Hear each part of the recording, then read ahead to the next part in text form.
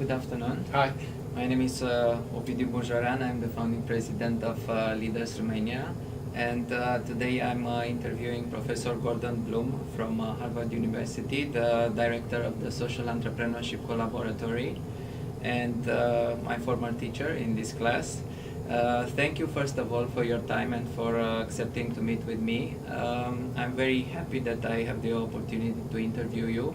As I mentioned to you briefly before, I built an organization in Romania together with my friends named Leaders Romania. The purpose of the organization is to build a new generation of leaders and entrepreneurs in different sectors of society, from the business, civil society, and government and mass media. And one of the key events of the organization is a Leaders Forum. It's an event that gathers together young leaders and entrepreneurs from all parts of the society for the purpose of learning, interacting with each other, exposing themselves to different and interesting things. And each year this event has a theme. This year the theme of the Leaders Forum is social enterprise and social entrepreneurship. And together with my colleagues, we thought that it would be a very good opportunity to connect our activity in Romania with the last research in the field from Harvard University and other centers like Stanford. I know that you have been working with Stanford as well. In terms of the flow, I have a few questions for you, and feel free to add any of your perspective you would like. First of all, what is your understanding of the theme of the term social enterprise and social entrepreneurship? How do you position this term? Yes. Well, first of all, welcome back. Thank you. To your home. Thank you. At Harvard, with the Social Entrepreneurship Collaboratory, the lab, and also the Hauser Center for Nonprofit Organizations. For the last 25 years, the ideas around social entrepreneurship have been changing, and fairly quickly in the last 10, I'd say.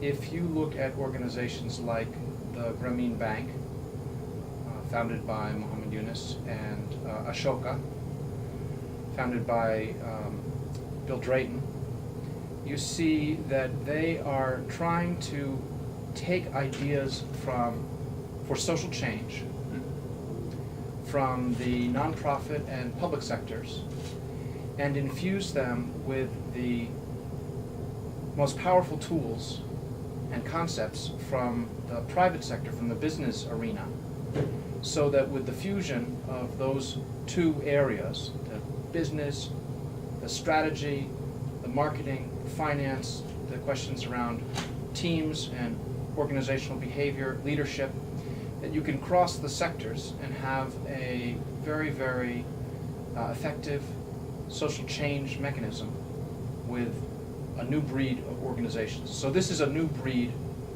of organizations that are, in essence, a fusion of elements from three sectors at least.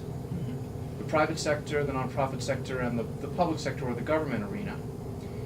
And it is, in a short way of thinking about it, it is entrepreneurship, it is innovative, it is creative, it is a leveraged use of resources,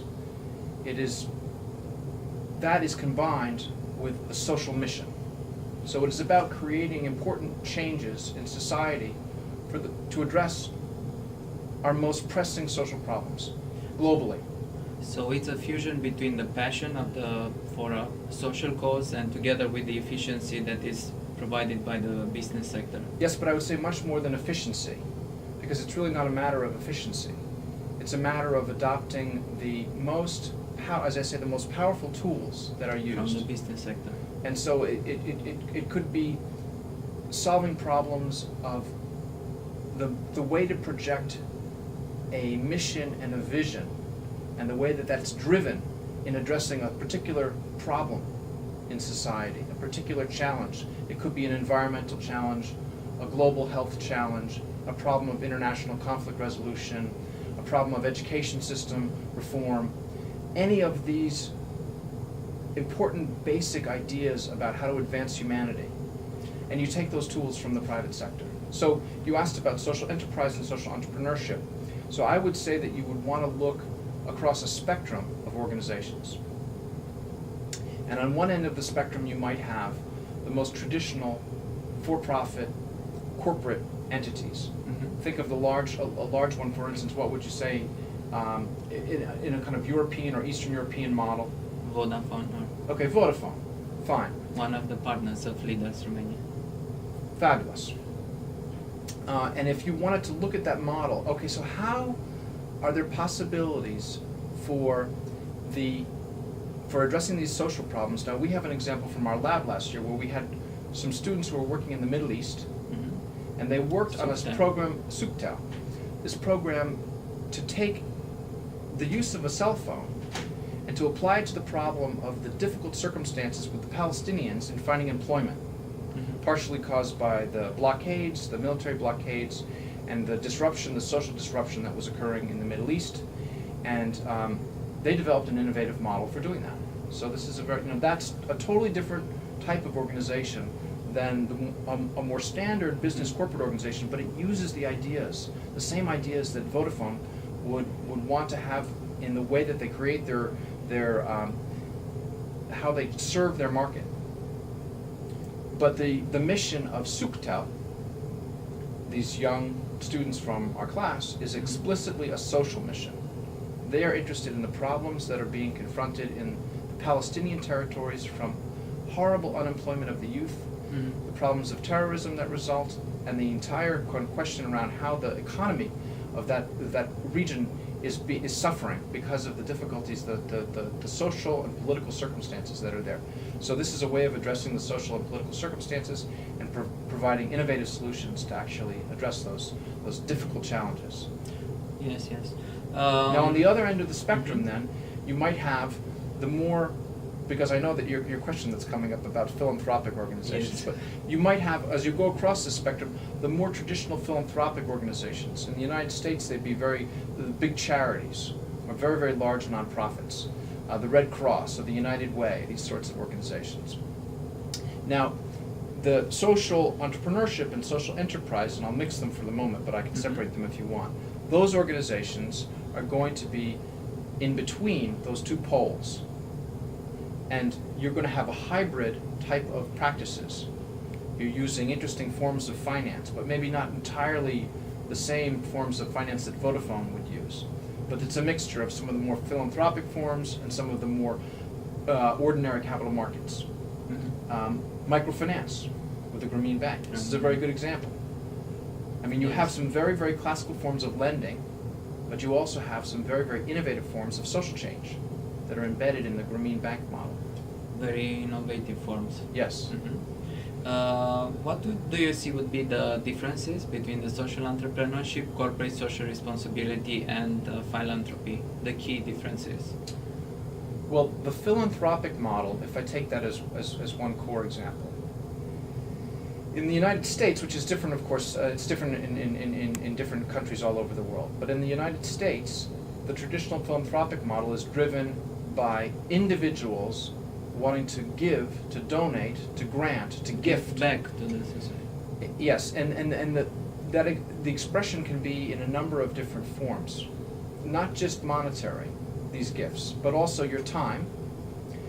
So the voluntarism, and I think in the States, I think that there's a very, very core aspect of the U.S. character, and one of the, I think, fundamental aspects of the liberal democratic society is this participatory element, where you have people who really want to participate in some way, with their time, with their efforts, with their expertise, with their money. We work closely with the Peace Corps, and we have volunteers from US coming and work together with Leaders Romania for different particular projects. Yes, yes, yes. It's one example of... Right, perfect, absolutely perfect, because the notion that people would want very bad, this is core, is that, and I think it crosses every single culture, that there is a basic notion, and it's a group notion, that you identify with your community, and that you want to invest in some ways in your community, and this happens in a number of different mechanisms. The dominant form economically in the United States, obviously, is capitalism. And this takes on many different forms in many different places, but it's the capitalist structure which is driving a lot of the model of the philanthropic activity in the United States, because the idea is that when you give a donation, you would receive a recognition of that, which is a relief in some of your taxes. It's a practical component It's associated it's a very practical component, and that creates one specific model. In a broader sense, you have the ideas of social capital, the creation of these links and these networks, and and you have your leaders organization is a perfect example of that, and how you are taking that mobilization of that goodwill and those good forces and those good intentions to create positive social change, and not just in Romania. Yes. So it's something that's reaching out globally now. And how do you see connected corporate social responsibility with social entrepreneurship? How would you see the key differences between these two terms? Well, so I'll make some comments about corporate social responsibility, or CSR. If you were to look at the three sectors that I mentioned, the public sector, the private sector, and the nonprofit sector, or the nonprofit sector has many different names as you look globally, the voluntary sector, or as Bill Drayton likes to call it, the citizens sector. Some people like to refer to that as aspects of civil society.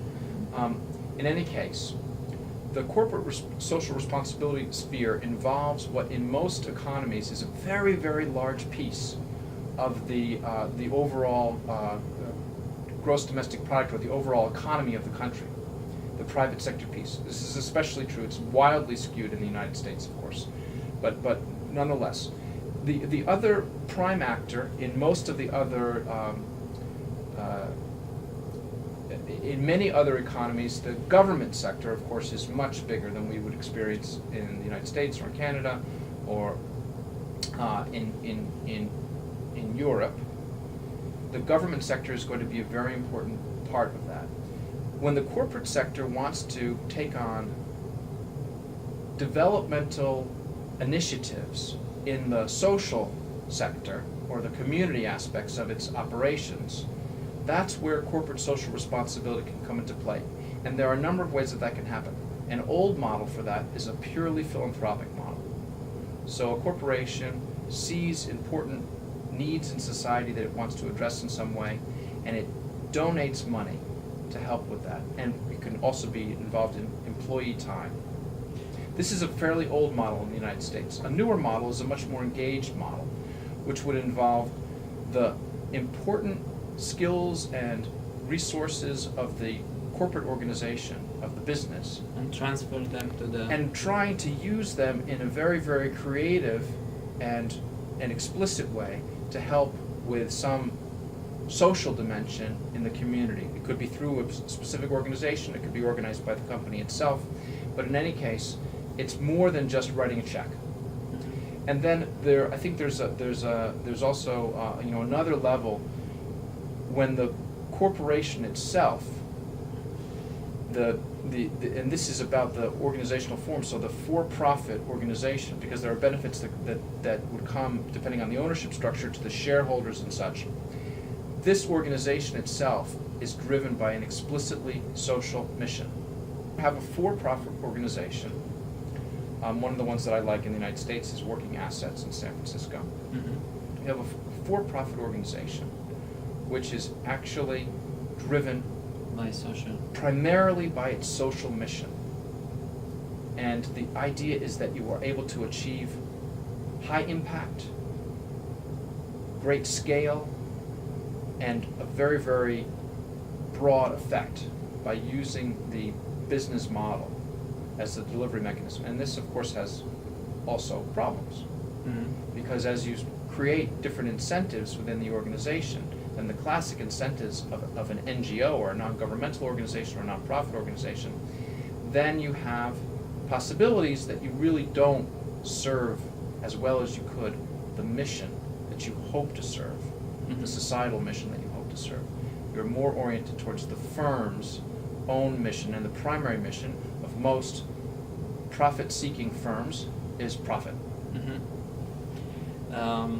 Professor Blum, you have seen a lot of young entrepreneurs from all over the world in your class and through your work. The social enterprise field is at the beginning now in Romania. What would be your advice for the young emerging social entrepreneurs in Romania? Well, you have extraordinary opportunity because of the point that you've reached in the history of the country. Enormous amount of transition, especially in the last time is flying, in the last 18 years, let's say. Enormous amount of transition. And because of this opportunity, I think that the young people really have, every possibility for an extremely exciting and very, very innovative path they can create. So one piece of advice is very simple, just do it. So get in the field, try to find the best ways to participate that relate to who you are as a person. So they're connected to who you are as a person. And that's going to be different for every person. But every person comes with a family history and a view on the world and dreams and hopes and desires. And the hardest thing to do is to connect powerfully to those dreams and hopes and desires, and to find ways to express that in a real and practical action. And that's the first thing. For young Americans, often the opportunity to explore this and to begin to develop this comes in the university time. So it could be as an undergraduate doing your first degree, or as a graduate student. And I've run programs, created courses at Stanford University first, and then at Harvard, to give opportunities to students to do that. So working together with the university environment to create the right opportunities to do that, I think, is an excellent path to create. So I hope that within the universities that exist, that there are some opportunities to pursue these things, either as first it usually happens as a club sort of activity, and then what we're finding in the United States and at places like Oxford, where we've been collaborating a lot, that it moves into a more formal part of the curriculum and opportunities of the schools. So that's a wonderful thing. And if you talk to Bill Drayton, he'll tell you that it should start in the high schools and even before, in the middle schools and in the secondary schools. So when the young people are 10, 11, 12, 13, 14 years old, that this is really the power, and what you need to do is make everyone into a change maker, and to essentially empower them early on to know that they can make these changes and that they are a valuable part of society, and you offer them the opportunities, and then it happens. So the mentoring that can happen between someone, for instance, your age, to the younger generation, so that they can experience and then have the opportunity to really kind of make that change part of their lives. That's an enormous thing that you can do. So you're both providing an example by your action, and you're also mentoring those who are younger than you, and you have the difficult task of convincing those who are older than you. You set up new expectations now for me. I have to go to work. Yes. More. So this is a good lead into the next question. Yeah. What do you see that there are key resources that the young emerging social entrepreneurs and entrepreneurs from Romania could use and should consider when they want to learn more about the subject of Yes. social enterprise?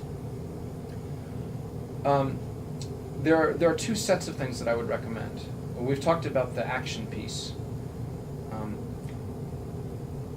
I'm conscious that there's a lot of material that's freely available on the web, and that this is especially helpful if you are trying to gather the material from many different points on the globe.